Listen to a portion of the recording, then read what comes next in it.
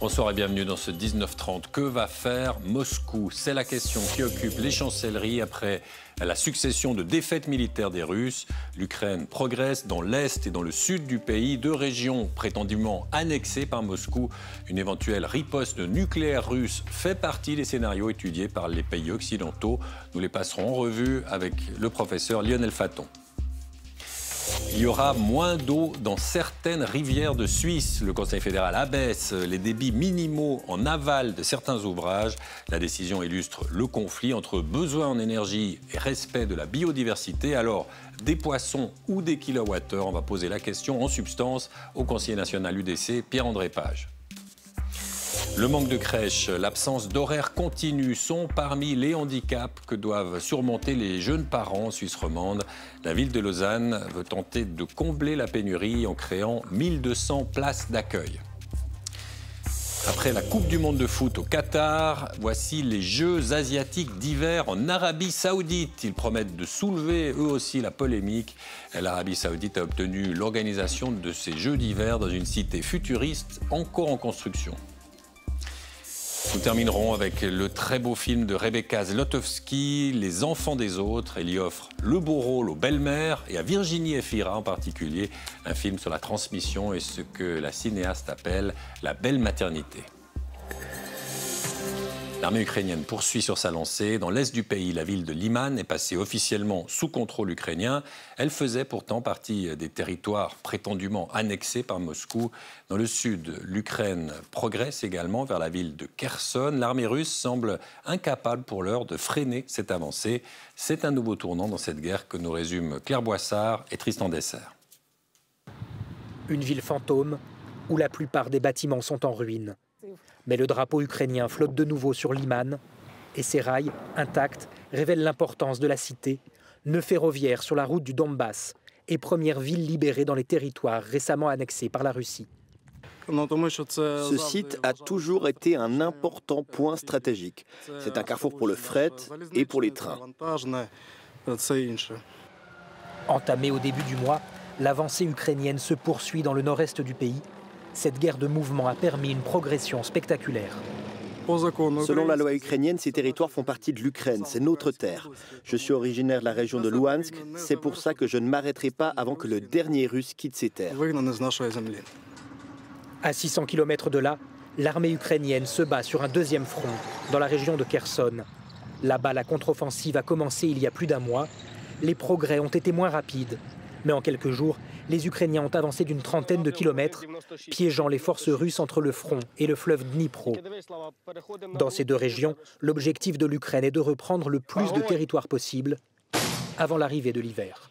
Des combats féroces se poursuivent à plusieurs endroits du front. La perspective de ces hostilités demeure évidente. De plus en plus d'envahisseurs essayent de s'enfuir. L'armée ennemie souffre de plus en plus de pertes et il devient davantage clair que la Russie a fait une erreur en partant en guerre contre l'Ukraine. Les Russes ont perdu l'initiative militaire. Depuis plusieurs semaines, leurs manœuvres auront eu pour principale ambition de ralentir la progression ukrainienne. L'Occident se félicite des succès ukrainiens. Il s'inquiète aussi de ce que sera la réponse de Vladimir Poutine. Le scénario d'une frappe nucléaire ciblée n'est pas exclu. Les chancelleries occidentales étudient les réponses possibles au cas d'une telle agression. Laurent Bourcalter. À presque chaque défaite russe humiliante, un tir de barrage verbal du Kremlin particulièrement préoccupant. Si l'intégrité territoriale de notre pays est menacée, pour protéger la Russie et son peuple, nous utiliserons certainement tous les moyens à notre disposition. Ceci n'est pas du bluff. La menace nucléaire contre l'Ukraine et l'Occident en cas de risque existentiel pour la Russie, proférée par Poutine depuis le début du conflit, et plus récemment lors de l'annexion de 4 territoires ukrainiens. Les États-Unis sont le seul pays au monde à avoir utilisé l'arme nucléaire 2 fois, détruisant les villes japonaises d'Hiroshima et Nagasaki. En fait, ils ont créé un précédent. Selon les Occidentaux, y compris la Suisse, les risques nucléaires sont plus élevés que jamais depuis la fin de la guerre froide. Exactement 60 ans après la crise des missiles de Cuba, les chancelleries occidentales échafaudent les scénarios du pire. Moscou pourrait utiliser une arme dite nucléaire tactique, capable de raser un quartier entier ou une base militaire en un coup. Les Russes en posséderaient 2000. Il y a un risque, étant donné la légèreté et l'attitude guerrière avec laquelle Poutine en parle, qu'il envisage cela. Ainsi, nous avons été très clairs sur ce que seraient les conséquences. Nous avons exprimé cela directement aux Russes. Washington ne dévoile pas ses plans, mais cette déclaration d'un général américain, ex-directeur de la CIA, en donne une idée. Dans ce cas-là, les États-Unis et probablement d'autres pays prendraient des mesures pour neutraliser, avec des forces conventionnelles, une grande partie des forces russes encore en Ukraine ou même dans la mer Noire. Un geste du régime russe qui se retournerait contre ses propres troupes. L'Occident espère que cette dissuasion suffira pour que Vladimir Poutine ne franchisse pas la ligne. Bonsoir Lionel Faton. Bonsoir. C'est presque un échec déjà le fait même qu'on en parle aujourd'hui de manière si simple, possibilité peut-être éventuelle, risque d'une frappe nucléaire ciblée. On en est vraiment là, c'est un scénario possible?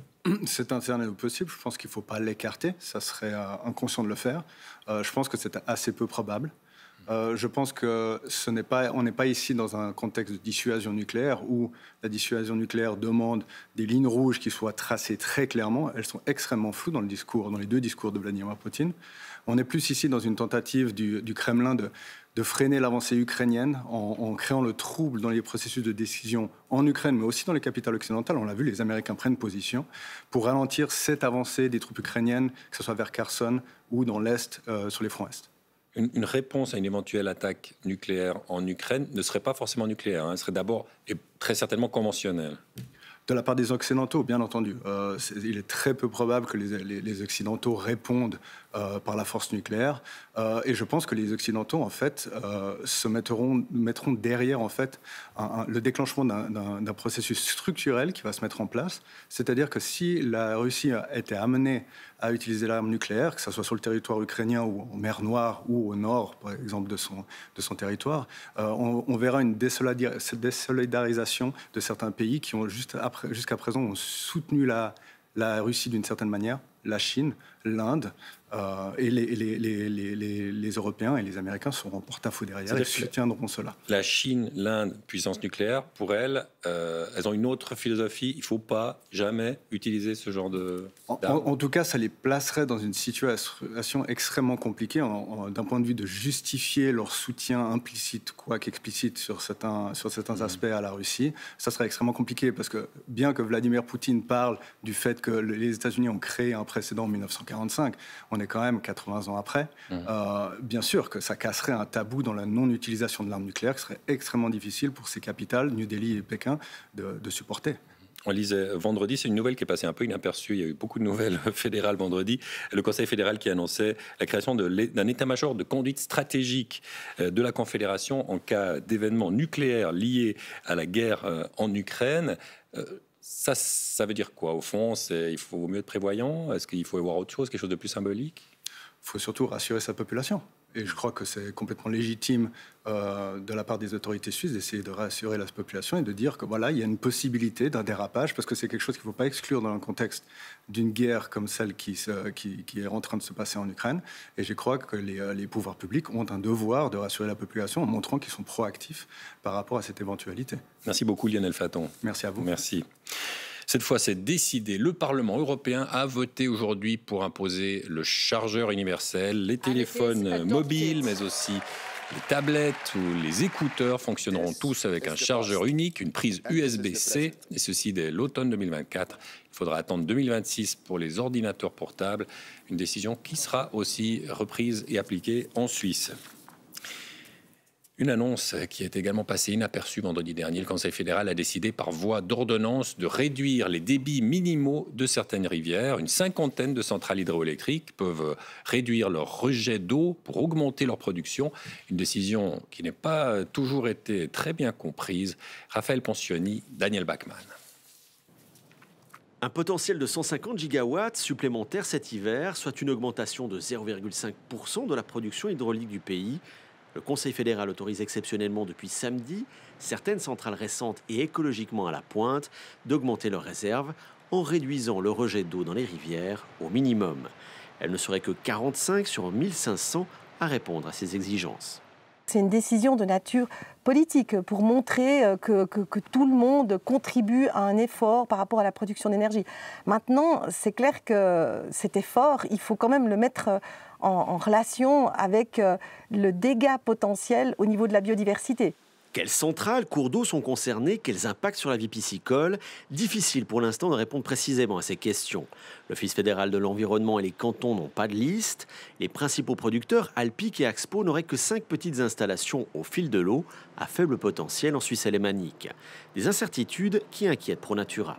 Ces 45 centrales, personne ne peut nous dire lesquelles ce sont. Secondo, parce qu'il n'est pas clair de quel minimum des eaux résiduelles on parle, parce qu'en fait, il y en a deux. Il y a un minimum inférieur pour tout le monde, il y a un minimum supérieur pour la nature, pour le paysage. C'est celui-là qui devrait apparemment être mis hors vigueur.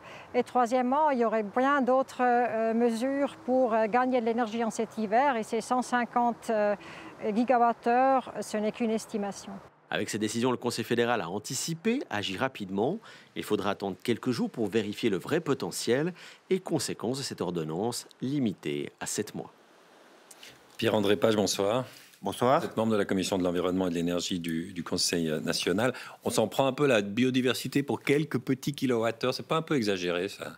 Oui, alors est-ce que c'est quelques petits kilowattheures? On parle de 0,15 TWh, donc c'est quand même important.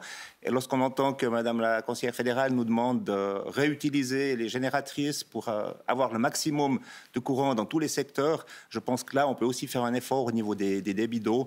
Et là, c'est une compétence du Conseil fédéral, hein, dans l'article 5 de la loi sur la protection des eaux. Il a la compétence de diminuer ce débit. C'est un peu le fait du prince, là. C'est le Conseil fédéral qui décide seul. Vous, le Parlement, vous n'êtes pas consulté, là. Oui, effectivement, on était consulté pour la mise en place de la loi. Et dans la loi, le Parlement a accepté cette dérogation en cas d'urgence. C'est vraiment en cas de problème et d'urgence. Et là, on arrive dans une situation d'urgence. Et je pense qu'il est important que le Conseil fédéral puisse prendre cette décision. Et je pense que si on veut avoir le maximum de production dans tous les secteurs, on doit aussi utiliser cette possibilité. Pierre-André Page, l'autre sujet brûlant, ce sont ces parcs de panneaux solaires qu'on projette sur des alpages très très grands pour certains dans le Haut-Valais, 700 terrains de football à Grandgiols, à Gondeau. Qu'est-ce que vous dites là? C'est là aussi une question de biodiversité. Effectivement, il y a aussi une problématique de biodiversité. Moi, je suis tout à fait favorable aux panneaux photovoltaïques sur les toits des maisons. Je crois que c'est des structures existantes. Et dans les pâturages, je ne pense pas qu'on doit mettre des panneaux photovoltaïques dans les pâturages. Il y a suffisamment de place dans les vallées des montagnes où c'est tout rocailleux avec des graviers, où il y a beaucoup moins de dégâts sur la biodiversité. Et puis là, on ne doit pas oublier aussi qu'il faut des lignes pour conduire cette électricité, après pour les alimentations. Et ça, c'est aussi des constructions importantes et onéreuses que la population n'est pas toujours d'accord d'accepter. Mais attendez, parce que vous venez ici même nous dire, vous êtes fustigé ces organisations écologiques qui ne veulent pas rehausser un peu les barrages au nom de la biodiversité. Là, quand on touche aux alpages, vous dites non, ça non. Vous êtes un peu dans le même combat, finalement. Alors, je suis favorable à une biodiversité, mais en accord avec l'habitation humaine. Et là, dans les alpages, on a des entreprises qui travaillent, qui ont des bovins, qui ont des génisses en estivage. Là, c'est le lobby paysan qui parle. Et là, c'est le paysan qui parle, c'est vrai. Mais si on a des belles montagnes, c'est parce qu'elles sont bien entretenues par nos vaches et par nos génisses. Et c'est pour ça qu'on doit aussi garder cette image de la Suisse, et ça le permet également. Bon, vous illustrez le fait même que c'est impossible de réunir l'unanimité sur ces sujets. Il y a les pêcheurs pour les cours d'eau, là, ça vous intéresse moins, mais vous, c'est plutôt les paysans, les alpages. Il y a chaque fois un organe qui se trouve lésé, au fond. Effectivement, il y a toujours des personnes qui sont lésées quand on prend une décision. Mais je crois que le débit des cours d'eau, on a vu pendant la sécheresse, lorsque les cours d'eau ont arrêté de couler, il y a aussi eu une biodiversité qui s'est modifiée. Et là, on parle d'un minimum de débit, donc il y aura toujours de l'eau. On ne va pas couper l'eau dans les rivières, contrairement à ce qui se passe naturellement lorsqu'il y a une sécheresse. Merci beaucoup, Pierre-André Page. Merci. Merci, bonne soirée. Et puisqu'on parlait d'énergie solaire, on va voir qu'en Allemagne, on développe ce qu'on appelle l'agri-photovoltaïque. Ça va vous intéresser, Pierre-André Page. Ce sont des panneaux solaires sur les terrains agricoles. C'est une technique à laquelle, en Allemagne, en tous les cas, on prête un grand potentiel. Séverine Ambrus. Nous sommes en Allemagne, à quelques kilomètres au nord du lac de Constance. Cette exploitation agricole teste depuis 2016 l'agri-photovoltaïsme à grande échelle. Sous ces centaines de panneaux solaires poussent tour à tour maïs, pommes de terre ou céleri. L'installation produit en électricité l'équivalent de la consommation de 60 ménages. Revers de la médaille, pour certaines plantes, il y a selon les années jusqu'à 20% de baisse de rendement. Les principaux inconvénients, ce sont la répartition insuffisante, irrégulière de l'eau de pluie. Et bien sûr, ça fait aussi de l'ombre. Ces deux facteurs ont une influence si on prend des plantes qui aiment la chaleur, comme le maïs ou le millet. En Suisse, il n'existe pas d'installation agri-photovoltaïque de grande envergure. Pourtant, le potentiel de cette technique est très important. Si on installait des panneaux solaires sur toutes les surfaces agricoles bien exposées au soleil, on arriverait potentiellement à un rendement de 120 TWh, soit l'équivalent de 2 fois les besoins en électricité du pays. Ce sont les estimations calculées par ce chercheur zurichois et son équipe. C'est réellement un potentiel immense. Nous avons été surpris de voir combien ça pourrait faire. Même en ne comptant pas les zones protégées, les zones de protection des eaux, etc., on arrive à ces 120 TWh et c'est incroyablement élevé.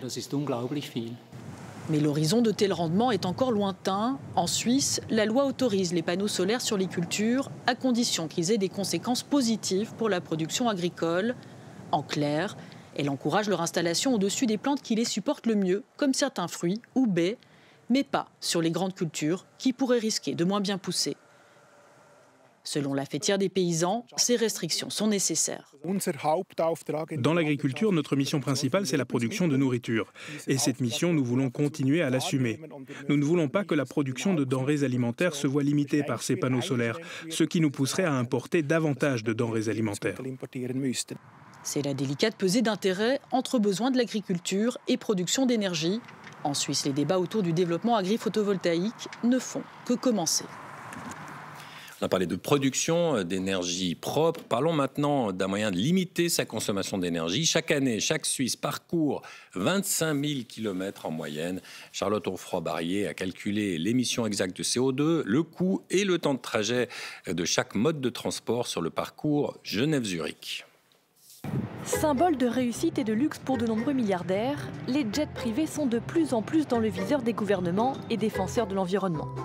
Et pour cause, pour relier Genève à Zurich, notre VIP du jour a émis 408 kg de CO2. Une émission record que ce dirigeant promet de réduire grâce à 3 avancées. 1, les améliorations technologiques de chaque moteur pour consommer moins de carburant à chaque fois.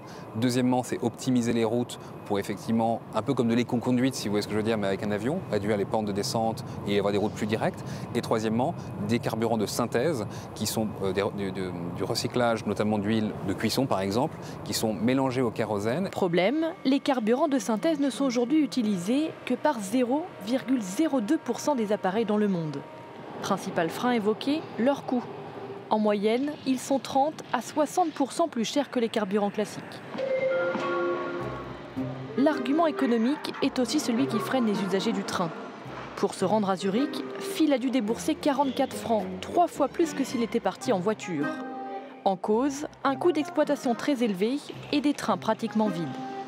Donc les trains circulent tout le temps et puis offrent un service aux clients tout au long de la journée. C'est les heures creuses dans lesquelles les trains sont, on peut dire, à moitié vides. Et notre défi, justement, c'est d'attirer plus de clientèle sur ces trains des heures creuses. Et on le fait au moyen des billets dégriffés qui offrent des rabais jusqu'à 70%. Le train permet à notre passager de réduire considérablement son empreinte carbone. Entre Genève et Zurich, il n'a émis que 0,3 kg de CO2. Il en aurait émis 35 s'il avait eu le permis. Entre protection de l'environnement et économie, le car a lui aussi du mal à choisir.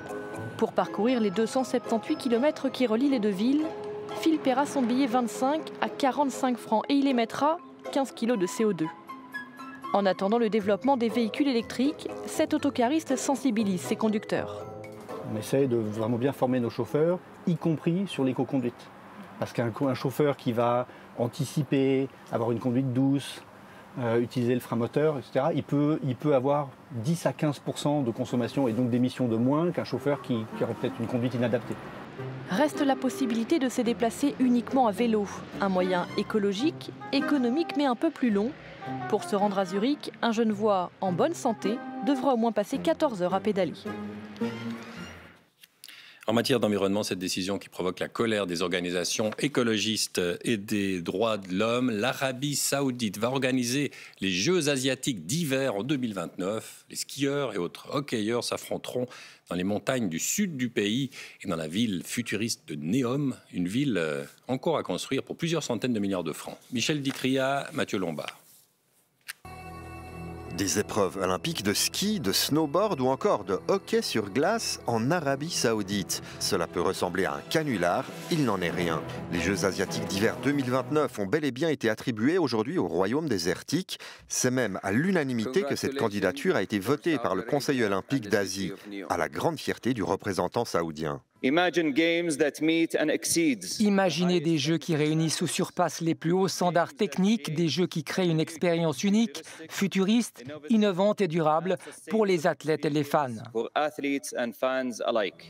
À la clé, pas moins de 47 épreuves, dont 28 sur neige et 19 sur glace. Alors, où pourront-elles bien prendre place?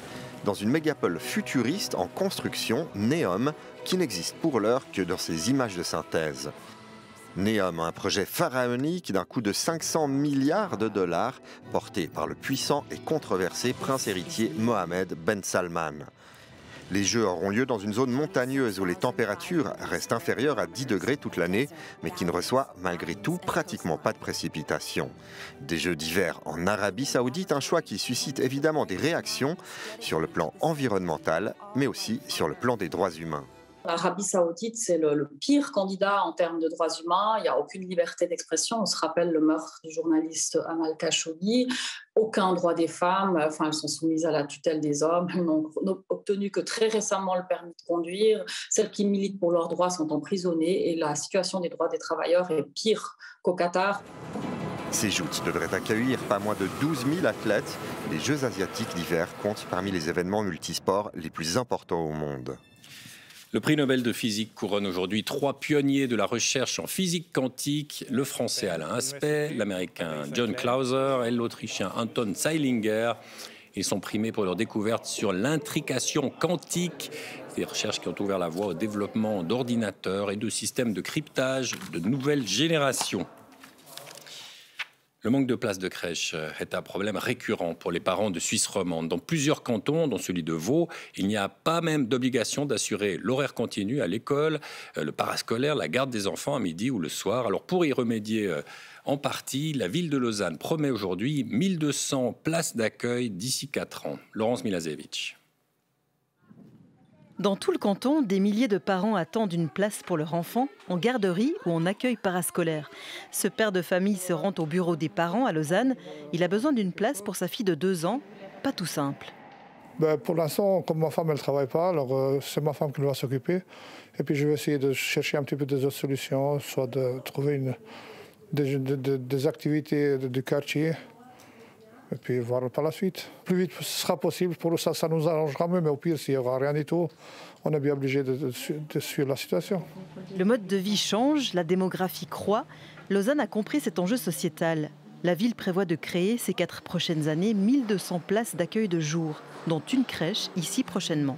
Ici, c'est le lieu dans lequel on a planifié un centre de vie enfantine en plein centre de Lausanne. Alors l'objectif, c'est vraiment de répondre en priorité à la demande des parents qui ont des besoins de conciliation en vie professionnelle et vie familiale pour pouvoir travailler, se former. Les enjeux, c'est d'abord d'avoir un budget qui permette de développer les places, ensuite de trouver des locaux et ensuite de trouver du personnel. Dénicher des locaux adaptés et centralisés pour bien accueillir les enfants du matin au soir, un sacré défi. Souvent, une solution consiste à transformer un espace existant, comme ici, dans le quartier de Malais, où un APEMS, centre d'accueil, vient de voir le jour. La chance d'avoir ce lieu, c'est qu'il permet d'accueillir plus d'enfants. Et d'autant plus que nous pouvons ouvrir les après-midi, ce qui n'était pas le cas avant. Lausanne est très dense, donc c'est très difficile de pouvoir trouver des locaux, soit existants, soit pouvoir construire des locaux qui peuvent accueillir des enfants le matin, à midi et l'après-midi. Parfois, on trouve des lieux super, mais ce n'est pas assez grand parce qu'il nous faut quand même beaucoup de mètres carrés. La capitale vaudoise se fixe comme objectif de répondre à toutes les demandes d'ici à 2026. Coût brut de l'opération, 30 millions de francs. Géraldine, la pénurie de places de crèche fait le désespoir de milliers de parents en Suisse, pas seulement à Lausanne. Quelle est la situation en Suisse romande? Alors premièrement, laissez-moi vous donner quelques chiffres pour mesurer l'ampleur du problème. En Suisse, nous avons un peu moins de 440 000 enfants de 0 à 4 ans, l'âge dit préscolaire, et seulement 100 000 places en crèche. Ça veut dire que seul un enfant sur 3 en âge préscolaire a accès à une place d'accueil à plein temps. C'est le cas dans les cantons de Genève, Neuchâtel, Vaud, mais il existe une grande disparité. Tenez, par exemple, 8% des enfants seulement ont une place à Glaris, et l'on est même proche du zéro à Appenzell-Rhodes intérieur. Dans ces cantons-là, et au Tessin, ce sont les grands-parents qui prennent le relais. Et sans surprise, eh bien, le coût également de l'accueil est un frein majeur pour les familles. Il y a une autre particularité suisse, Géraldine, dans de nombreux cantons, on n'offre pas l'horaire continu à l'école. Alors effectivement, en règle générale, l'offre se limite à quelques établissements par canton. Seule une minorité des cantons propose une offre plus importante en la matière. Dans les cantons de Fribourg et Genève, par exemple, 100% des enfants sont pris en charge en dehors des heures d'enseignement et durant toute la journée. Dans le canton de Vaud et de Neuchâtel, l'organisation est communale, donc selon la commune où vous vivez, vous n'aurez pas accès à la même prise en charge. En Valais francophone, seules 2 écoles proposent l'horaire continu et quant au Jura, eh bien, il n'y a tout simplement pas d'offre pour le moment. Merci beaucoup Géraldine. Octobre rose, c'est le mois de sensibilisation au cancer du sein. C'est le cancer le plus fréquent chez les femmes. 6300 nouveaux cas sont déclarés chaque année en Suisse. À Genève, un accompagnement spécifique est destiné aux enfants des parents malades du cancer. C'est un reportage de Julien Schiffel. Depuis 2 ans, c'est au jardin que Marilia Felipe se ressource. 2020, elle fait une rechute. Son cancer du sein était guéri depuis plus de 15 ans, mais des douleurs reviennent. Nouveau diagnostic, nouveau cancer. Sa fille avait 3 ans, son fils 5 ans. C'est que j'ai appris que c'était une maladie vraiment grave. C'est le cancer. Et le cancer, c'est une maladie que j'aime pas du tout. Et le cancer est vraiment dangereux. Francisco cumule les cauchemars et les angoisses. La maladie impacte la santé de toute la famille, celle des enfants aussi. Il commence à avoir le manque de confiance totale en soi, mais aussi dans la vie. Il pense que tout lui fait peur, tout lui fait vraiment peur à ces moments. Et moi, je m'aperçois de ça et je vois mon enfant qui était vraiment un enfant épanoui, un enfant gai. Je dis, il y a quelque chose qui ne va pas, il faut qu'on fasse quelque chose. Parce que je crois vraiment qu'on ne choisit pas le cancer, hein, c'est pas ça, mais on choisit la façon comment on va vivre cette maladie. Comment vivre avec cette maladie? Comment permettre aux enfants de se construire malgré le cancer? La famille cherche de l'aide et trouvera du soutien ici. Une thérapie par le dessin pour mettre des images et des mots sur la maladie. Ce centre genevois est spécialisé dans l'accompagnement des patients, mais aussi de leur entourage. Ça me semble essentiel parce que non seulement pour la guérison de la personne, le fait de savoir qu'on ne va pas traumatiser son enfant, en quelque sorte, c'est très rassurant pour la personne malade. Et puis pour l'enfant lui-même, voilà, c'est quelque chose qui, ça fait partie des apprentissages de la vie. Et si c'est bien géré, ça peut être une ressource plus tard, au lieu que ce soit une grosse blessure. Une prise en charge saluée par le milieu médical, la santé de la personne malade passe aussi par celle des enfants. C'est l'un des films les plus marquants de la rentrée, Les enfants des autres, de Rebecca Zlotowski avec Virginie Efira et Roche Dizem. Il sort demain dans les salles, un film sur la transmission, sur les multiples façons d'être une famille, et dans lequel les belles-mères ont enfin le beau rôle. Dominique Steiner, Julie Evard. Bonjour. À quel âge, Leïla? 4 ans et demi. Les enfants des autres, c'est l'histoire de Rachel, prof de français, une femme épanouie de 40 ans, sans enfant, qui aime sa vie et son boulot. Quand elle tombe amoureuse d'un homme déjà papa d'une petite Leïla, Rachel prend conscience que son désir de maternité ne sera sans doute jamais assouvi. Tu veux encore des enfants? Pas de problème, c'est quand tu veux, toi, des bisous de quoi, toi? Pour moi, c'est trop tard. À la base, c'est au-delà de cette limite votre ticket n'est plus valable de Romain Gary que Rebecca Zlotowski voulait adapter, soit une histoire d'impuissance masculine. Je suis partie en confinement, j'ai travaillé l'adaptation de ce roman et je me suis rendu compte que le titre en fait me parlait de moi, que la raison pour laquelle j'avais envie d'adapter ce roman, c'était une part secrète qui évoquait la femme de 40 ans que j'étais, qui avait un grand désir d'enfant sans arriver à en faire, qui voyait le temps passer et qui s'occupait d'enfants qui n'étaient pas les miens. et d'impuissance masculine, j'ai décidé d'écrire le roman de l'impuissance féminine. Bonjour. Bonjour. Un film qui réinvente aussi la figure de belle-mère, une figure qui jusqu'ici au cinéma était soit représentée dans des rôles secondaires, soit comme des marâtres.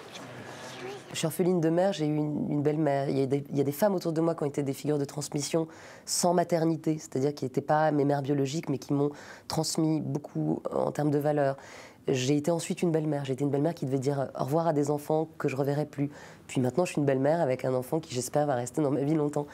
Et je ne reconnaissais pas autour de moi. Ma vie civile n'était pas représentée à l'écran. L'industrie n'était pas prête à considérer que ce sujet était un sujet majeur.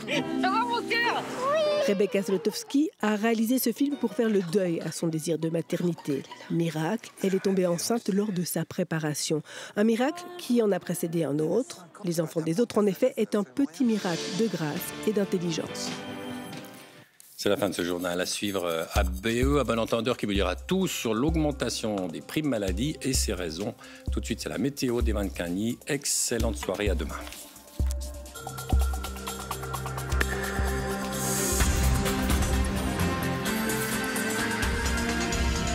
Suivez l'information en continu sur RTS Info.